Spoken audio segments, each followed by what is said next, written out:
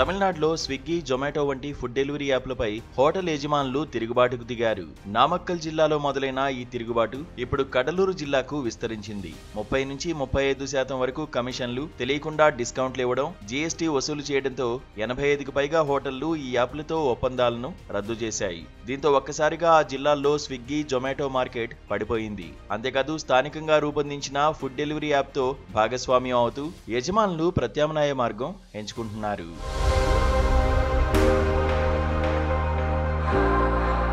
Swiggy, జొమాటోలు ప్రతి ఆర్డర్పై 33% commission, promotion కోసం 10 నుంచి 20 రూపాయలు హిడెన్ ఛార్జీలు వసూలు చేస్తున్నారని హోటల్ ఓనర్స్ ఆరోపిస్తున్నారు. దీంతో చిన్న హోటళ్లు 40 నుంచి 80% నష్టపోతున్నాయి. ఇంతకుముందు నెలకు 20,000 నుంచి 30,000 రూపాయల వరకు చెల్లించాల్సి వచ్చేది. ఇప్పుడు డబ్బులు వసూలు చేస్తున్నారని మండిపడుతున్నారు. చిన్న పట్టణాల్లో చదువు రాకపోవడంతో అగ్రిమెంట్ పత్రాలు చదవకుండానే సంతకాలు చేసిన యజమానులు ఇప్పుడు తీవ్ర నష్టాలు చవిచూస్తున్నారు. డిస్కౌంట్లు ఇవ్వకుండా అనుమతి తీసుకోవాలని, కమిషన్ను 10 నుంచి 18% పరిమితం చేయాలని డిమాండ్లు చేశారు.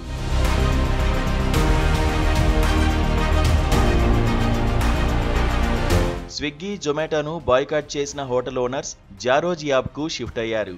ఈ యాప్లో పెద్ద హోటళ్లకు 3,000 ప్లస్ జీఎస్టీ, చిన్న హోటళ్లకు 1,500 ప్లస్ జీఎస్టీ మాత్రమే చెల్లించాలి. ఇప్పటికే 5,000 వెండర్లు, 8 లక్షల కస్టమర్లతో విజయవంతమవుతోంది జారోజ్. అంతేకాదు ఎలాంటి హిడెన్ ఛార్జీలు లేకపోవడంతో హోటళ్లకు లాభదాయకంగా మారింది.